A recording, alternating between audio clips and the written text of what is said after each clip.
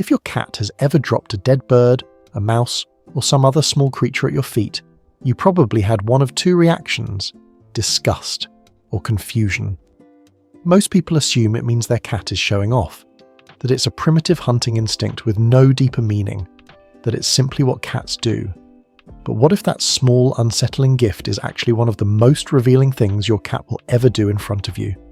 Because the reason your cat brings you dead animals has very little to do with hunting, and almost everything to do with how your cat sees you, what role they believe you play in their world, and what they are trying to communicate in the only language they have. Once you understand it, you will never look at that gift the same way again. Let's start with what most people believe, and why it only tells part of the story. The most common explanation is that cats bring prey to their owners as a display of hunting prowess, a kind of trophy. Look what I caught. And there is truth in this. Cats are natural hunters, and the act of catching and carrying prey is deeply wired into their behaviour. But this explanation doesn't account for the most important part of the behaviour, not the hunting, the bringing. A cat that catches something and eats it is behaving like a hunter. A cat that catches something and carries it back to you is behaving like something else entirely. It is making a social choice. It is deciding, in the moment after the hunt, to bring what it found to another individual. And that decision tells you something significant about how your cat understands your relationship. So what is actually happening when your cat brings you a dead animal? The most widely supported explanation in animal behavior research points to something called provisioning. In the wild, mother cats bring prey to their kittens. Not immediately. First they bring it already dead or injured, then they teach their kittens to hunt by bringing live prey for them to practice with. This is teaching behavior. It is care behavior. It is a mother saying to her young, "This is food, this is how it works, let me show you." And here is where it gets deeply interesting. Many cats appear to extend this behavior to their human owners, not because they think you're a kitten, exactly, but because they have placed you in a category of individuals they feel responsible for, individuals they care for, individuals they want to provide for. When your cat brings you a dead animal, they may be doing what their instinct tells a cat to do for someone they love and feel connected to. They are provisioning you. They're trying to feed you. They're sharing what they consider to be something valuable, the result of their effort, their skill, their hunt. This is not a small thing to understand. It means that in your cat's internal world, you are not just a provider, you are someone they want to provide for in return. Now, let's talk about something that makes this behavior even more layered. Some cats don't bring dead prey, they bring live prey. If you have ever had a cat drop a still-moving mouse or bird in front of you, you may have assumed this was accidental, that the prey escaped before the cat could finish the job. Sometimes that is true. But in many cases, behaviorists believe the live delivery is intentional. Remember the maternal behavior we described earlier? When a mother cat brings live prey to her kittens, she is not just feeding them, she is teaching them. She's presenting an opportunity for her young to practice, to learn, to develop the skills they will need. When your cat brings you live prey, they may be doing exactly this. They may be attempting to teach you to hunt. They have watched you fail to catch things. They have observed that you do not bring home prey the way they do. And so they are trying to help. They are presenting a learning opportunity in the most direct way they know how. This is frustrating if you are the one who has to catch and release a panicked bird in your living room. But it is also, when you understand it, a profound expression of investment. Your cat is not just providing for you. Your cat is trying to make you capable of providing for yourself. That is what a teacher does. That is what a parent does. That is what someone does when they genuinely care about your well-being beyond the immediate moment. Let's pause here for a moment, because this realization carries more weight than it might seem. We tend to think of our cats as the ones who need us. We feed them. We shelter them. We provide the warmth and the routine and the safety. The relationship in our minds tends to flow in one direction, from us to them. But what the hunting behavior reveals is that your cat does not see it this way. Your cat sees a relationship that moves in both directions, a relationship in which they have a role, in which they have something to contribute, in which showing up for you, providing for you, teaching you is part of what it means to be in this bond with you. That is a fundamental reframe of what it means to live alongside a cat. They are not just recipients of your care. They are participants in a mutual relationship, and the dead bird at your feet is, in its own way, evidence of that participation. This is why cat owners who understand this behaviour often report feeling something unexpected the next time their cat brings them something. Not disgust, something closer to being moved, because they understand for perhaps the first time that this small act is their cat's way of saying, "I am here too. I am part of this.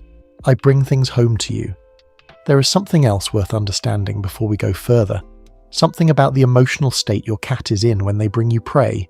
Watch your cat the next time it catches something. Before it brings it to you, it will often carry it around for a moment. It may vocalize, that particular low muffled call that cat owners quickly learn to recognize. Its posture will be different, elevated, alert, something between pride and excitement. This is not aggression. This is not the cold, focused stillness of a cat in full hunting mode. This is something warmer. It is the behavioral equivalent of someone coming through the door calling out, "I have something, come and see." Your cat is announcing the gift before it delivers it. It is performing the act of bringing, not just completing it silently. The vocalization, the posture, the deliberate approach, all of it is social. All of it is aimed at you. A purely instinctual behavior doesn't need an audience. It doesn't need announcement. It doesn't modulate itself based on who is watching. But this behavior does. And that is the clearest sign that what your cat is doing is not just instinct. It is communication. It is a cat doing something for another individual and wanting that individual to witness it, receive it, respond to it. That is relationship behavior. That is the behavior of an animal that is not just living alongside you but engaging with you, actively, intentionally, in the deepest way it knows how. Let's talk about who cats bring prey to, because this is where the behavior becomes most personally meaningful. Cats are selective about where they bring their prey. Feral cats and indoor-outdoor cats typically bring catches back to a specific location, their core territory, their home base, and within that space they tend to bring prey to the individuals they are most bonded to. If your cat brings prey specifically to you, not to other members of the household, not to a random spot in the house, but to you, that selectivity is meaningful. You're not just in the vicinity. You are the chosen recipient. You are the one they decided to share with. In some multi-cat or multi-person households, owners have noticed that a cat will consistently bring prey to one specific person. Not the person who feeds them, not the person who is home most often, the person they are most attached to. The gift follows the bond. And if you have ever wondered whether your cat truly sees you as something more than a food source, whether the relationship you feel is real on both sides, this is one of the clearest answers available. The cat that brings prey to you has made a choice, a social, relational, emotionally meaningful choice. It has decided that you are the one worth sharing with, and in the world of cat behavior, that decision is not made casually. There is one more dimension to this behavior that is worth exploring. What happens when your cat brings you something that isn't prey at all? Some cats bring toys, socks, hair ties, small household objects. They carry these items in their mouth, often vocalizing as they walk.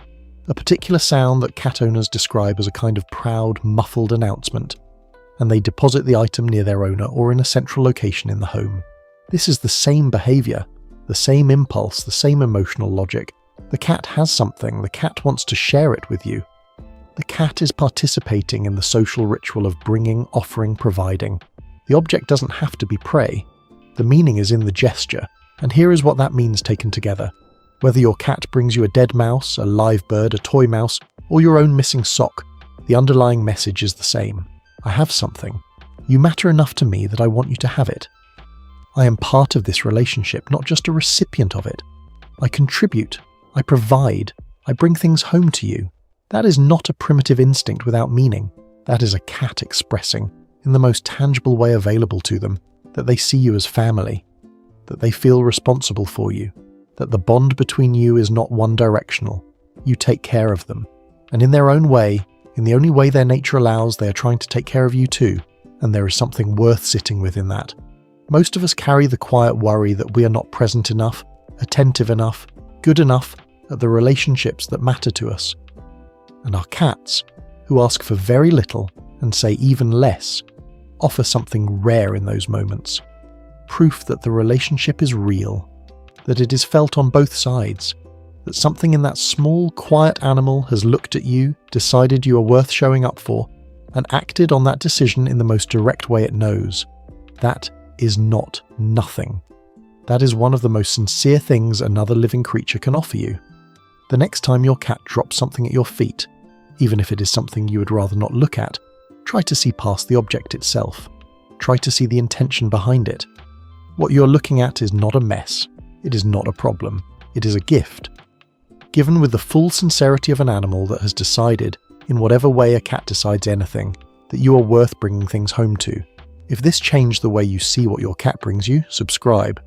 We explore cat behavior, attachment, and the hidden emotional lives of cats, one video at a time.